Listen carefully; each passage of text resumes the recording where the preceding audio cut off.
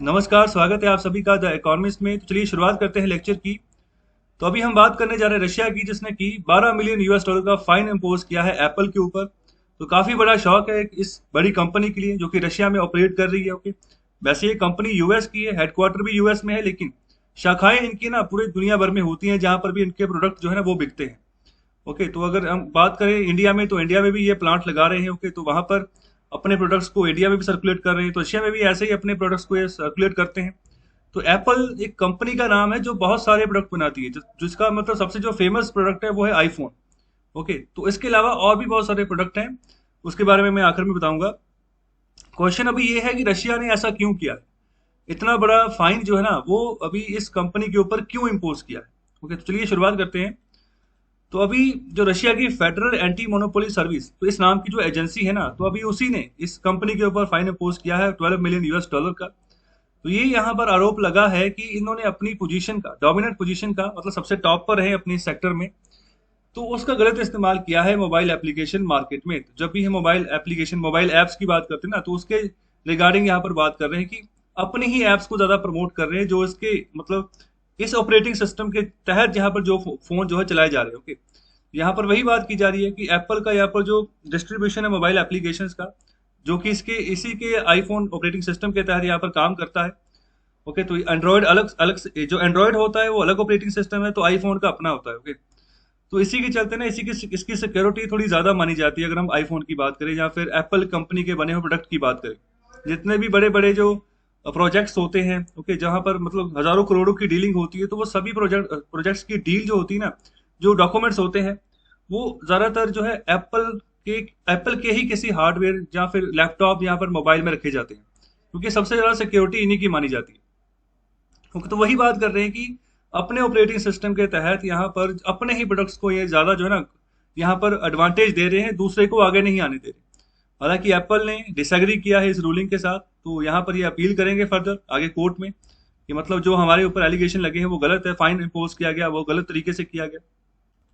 तो अभी आगे बात कर रहे हैं कि जो जितने भी वेस्टर्न यहाँ टेक्नोलॉजी कंपनीज हैं, जैसे यूएस की कंपनीज हो गई, इसके अलावा जो यूके है, फ्रांस हो गया, इनकी कंपनीज होगी, मतलब यूरोपियन यूनियन के यहाँ पर कुछ देश हो गए, तो उनकी कंपनी ज्यादातर प्रेशर फील कर रही है रशिया में कुछ महीनों से।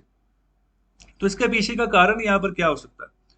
क्योंकि देखो अभी ना 2 हफ्ते पहले पुरानी बात है कि जो यूएस था उसने भी रशिया के ऊपर काफी बड़े सैंक्शंस लगा दिए थे।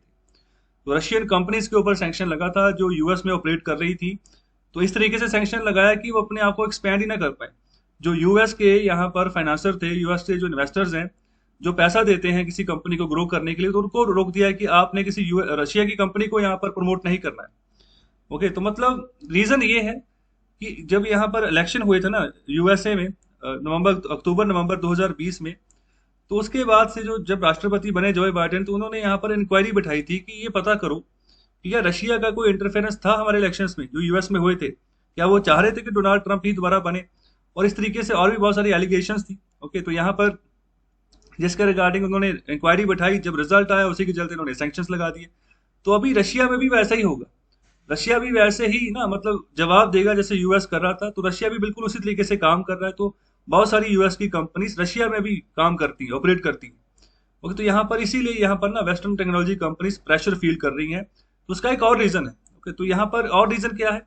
तो अभी जैसे सोशल नेटवर्क ट्विटर की बात करें, ओके, तो यहाँ पर इसको मतलब डाउन कर दिया गया है रशिया में। तो ये इसकी ऐसी ही हालत भारत में भी होने वाली थी ट्विटर की, लेकिन ये बच गया।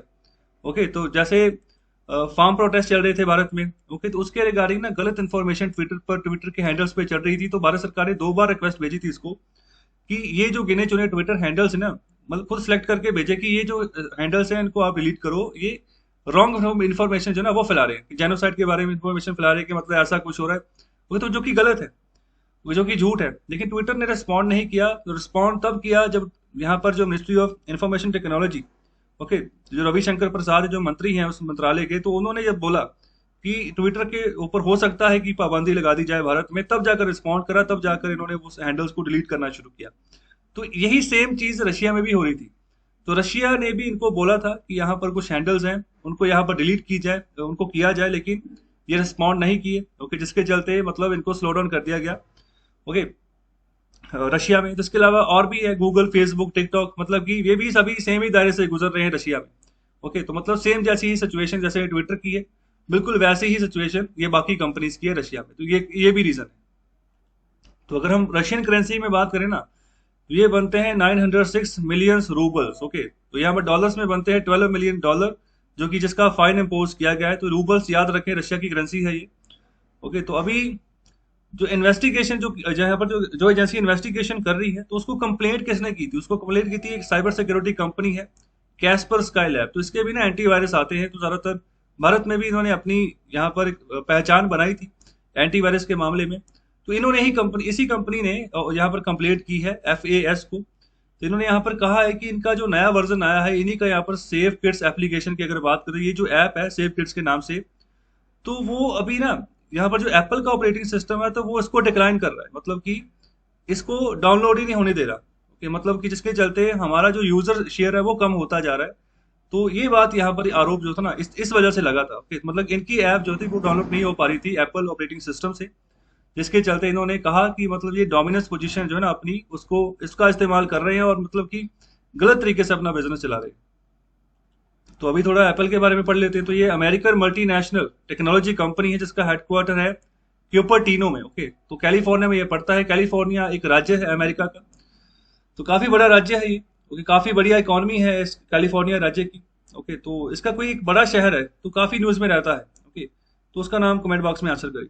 तो ये कंपनी यहाँ पर काम करती है डिजाइन में डेवलप करने के लिए। यहाँ पर जो भी यहाँ पर सॉफ्टवेयर के रिलेटेड यहाँ पे जो भी इंस्ट्रूमेंट्स होते हैं, तो यहाँ पर कंज्यूमर इलेक्ट्रॉनिक्स सेल करती है। Okay, computer software online services यहाँ पर प्रोवाइड करती है। तो यहाँ पर one of the 5 big companies में से यहाँ पर इसका एक स्थान आता है। ओके, जैसे हम बात करें अमेजॉन की, गूगल की, माइक्रोसॉफ्ट और फेसबुक की, तो ये 5 बड़ी कंपनीज है, तो उनमें से एक एप्पल भी है। ओके, तो इसके जो हार्डवेयर प्रोडक्ट्स हैं, जैसे आईफोन स्मार्टफोन्स हो गया, आईपैड टैबलेट कंज्यूमर्स हो गया, Mac personal computers, iPhone iPod portable media player, Apple Watch smart watches, Apple TV digital media players, airports, wireless earbuds. Okay, तो ये सभी चीजें ये बनाते हैं।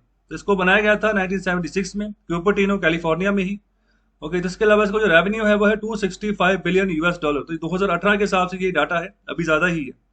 हेडक्वार्टर यहाँ पर क्यूपर्टिनो। इसके अलावा जो सीईओ इनका नाम याद रखिए, टिम कुक। ओके, तो टिम कुक यहाँ पर एप्पल के सीईओ हैं। तो फाउंडर्स कौन कौन थे? Steve Wozniak, Steve jobs and Ron when. तो मतलब ज्यादा प्रोमिनेंट जो हिस्सा था ना, वो यहाँ पर स्टीव जॉब्स का था जब एप्पल का निर्माण हुआ था, एप्पल की शुरुआत हुई थी।